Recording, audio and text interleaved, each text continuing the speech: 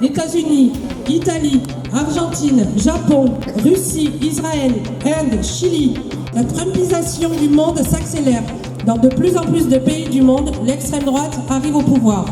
Elle a ses portes dans l'ensemble des pays européens et notamment en France. Nous sommes dans un moment de basculement.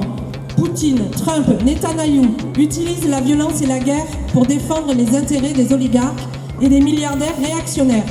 Les peuples du monde entier souhaitent la paix juste et durable et n'acceptent pas les inégalités qu'ils et elles subissent. Le capitalisme accélère son accaparation des richesses, détruisant autant les humains que notre planète, et nos sorts sont liés. La financiarisation mondiale, l'ultralibéralisme économique éhonté, les guerres provoquent des ravages sociaux sans précédent dans tous les pays du monde. Rappelons que dans le monde aujourd'hui, en 2026, 700 millions de personnes vivent dans l'extrême pauvreté. 50 millions de personnes sont en situation d'esclavagisme et plus de 150 millions d'enfants sont forcés à travailler. La moitié des travailleurs du monde n'a pas de contrat, sont privés d'accès à la protection sociale, n'ont pas de droit de faire grève. Cela nous rappelle la nécessité de lutter solidairement en faveur des droits sociaux partout sur la planète. De la préhistoire jusqu'à l'industrialisation, les persécutions, la famine, les guerres, la colonisation, mais aussi les crises politiques ou les difficultés économiques ont toujours été à l'origine de déplacements humains, sans oublier désormais les réfugiés climatiques. Dans le contexte actuel, où certains se permettent de réécrire l'histoire, il est nécessaire de rappeler que c'est dans une période de forte industrialisation, de migration et de colonisation que les continents des pays comme la France se sont développés et ont su s'émanciper. Ceux que l'on désigne actuellement comme flux migratoires, des hommes et des femmes, sont à l'origine de cette richesse et de cette émancipation. L'identité de la France est donc inhérente à son histoire et liée à ses millions d'immigrants. Elle est un des plus vieux pays de l'immigration en Europe. À la CGT, nous considérons que nous devons appuyer sur notre histoire, celle d'une organisation qui s'honore et qui est fière d'avoir toujours eu des militants aux noms difficiles à prononcer. Celle aussi d'un pays qui s'est construit avec la sueur, le sang, les luttes des travailleurs français et immigrés. Notre histoire est riche de tous ces combats qui résonnent au-dessus de nos têtes. En France, l'engagement de la CGT aux côtés des travailleurs sans papier pour leur régularisation nous a laissé ce beau slogan. Ils bossent ici, ils vivent ici, ils restent ici. Les travailleurs sans papier...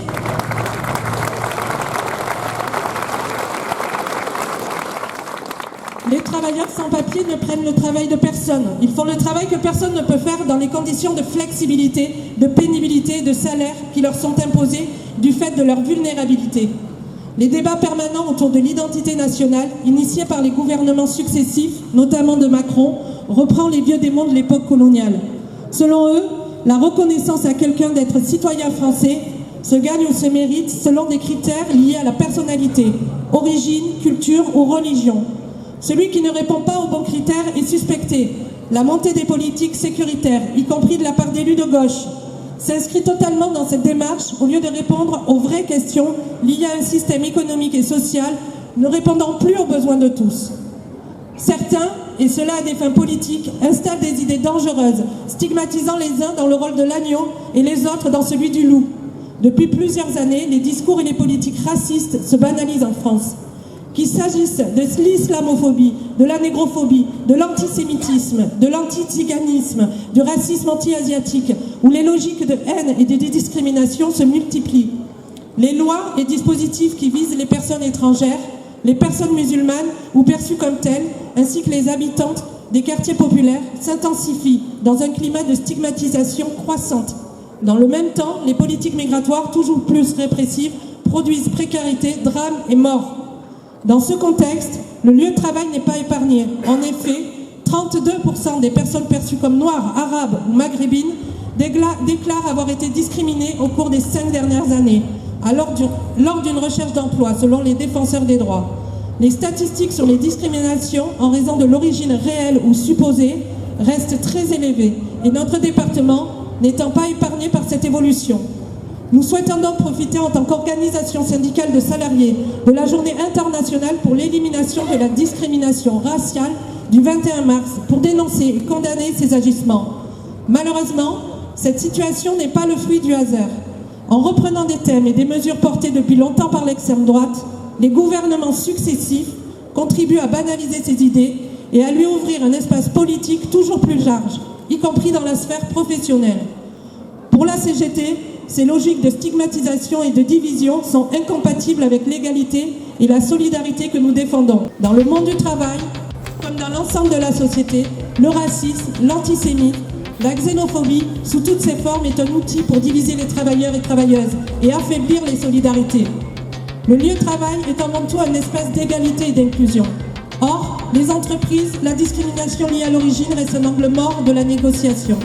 Nous réaffirmons l'exigence de l'égalité des droits pour toutes et tous et la nécessité de combattre sans relâche tous les actes et discours de haine, et nous sommes pleinement investis dans la campagne nationale intersyndicale intitulée « Racisme, antisémitisme, xénophobie au travail, c'est non ». Le syndicalisme est parfois donc dans beaucoup d'endroits le dernier rempart progressiste, et notamment au cœur de l'entreprise, là où il y a le moins de démocratie. Chers camarades, chers amis, la nation se construit en permanence dans le mouvement des hommes et des femmes qui la composent. Ce qui doit être un vivre ensemble est source d'émancipation et dévoyée vers une conception nationaliste qui fige, stigmatise et exclut. Elle est la négociation de la diversité comme richesse essentielle de toute évolution collective, de toute civilisation. Or, précisément, la force et l'originalité de la France auront été sans sa conception républicaine visant à unifier autour de nous, de nos piliers, liberté, égalité, fraternité. Son histoire s'est constituée autour de ces valeurs que nous devons défendre inlassablement. Tous ensemble, réaffirmons que nous ne voulons pas d'une société raciste, antisémite, xénophobe et fasciste. Tous ensemble, construisons une société de solidarité, de partage, de justice et de respect des libertés.